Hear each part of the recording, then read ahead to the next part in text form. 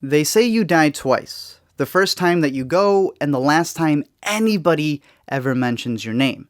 So leave it to Pixar to tackle something so lovely in their newest movie, Coco, a movie about death, the Day of the Dead, and being remembered long after you're dead. In the movie and in the Mexican tradition, it's believed that once a year, the dead can visit their living loved ones if they've been remembered in their offerings. Even deeper than that is the fruition of my opening quote, in where once everyone forgets you, once that last thought of you is had, in this afterlife, you also cease to exist. Now, some may not believe in an afterlife, even those who do may not see it the same way Coco describes it, but instead vary drastically between people. But this video isn't about the afterlife, because regardless of if you're religious or not, regardless of color, regardless of wealth, of beauty, of wits, there is one thing we all share in common.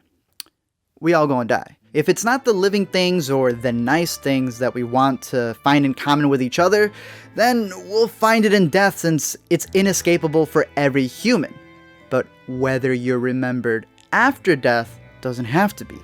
Of course, anytime that I can, I'll refer back to this scene from Whiplash, which kind of conveys one perspective of this idea. I'd rather die drunk, broke at 34 and have people at a dinner table talk about me than live to be rich and sober at 90 and nobody remember who I was. But your friends will remember you. That's the point. None of us were friends with Charlie Parker. That's the point. Whether you're remembered by millions or you're remembered by few, that thought still stands of how much of an impact are you making and how much are you going to leave. Of course, some don't really care about that because, once they're gone, they're gone. It doesn't really matter to them. But I think that even the little things go a long way.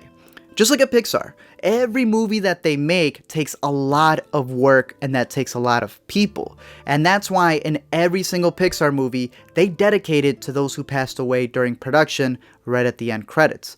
In Coco, right at the end, they pay tribute to all of the people they've lost since they created Pixar.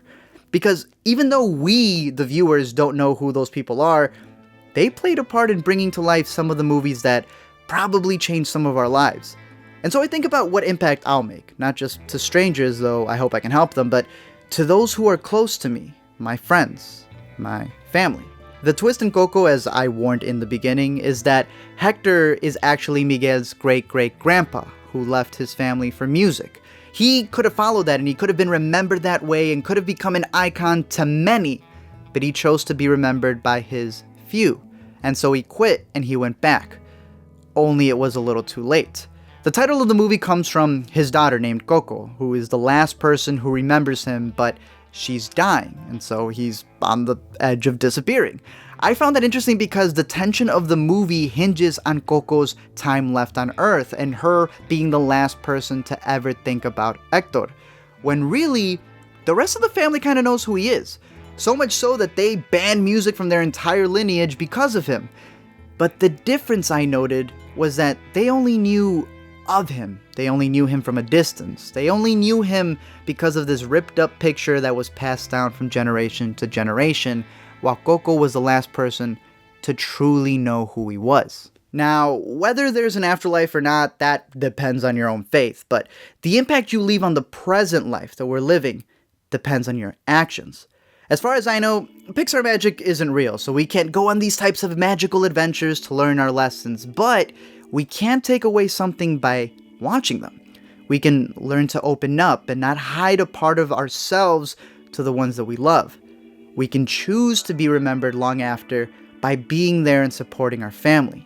And while we don't know who is going to be that person who remembers us last, we can wonder and ask the question, will they know you, or will they just know of you?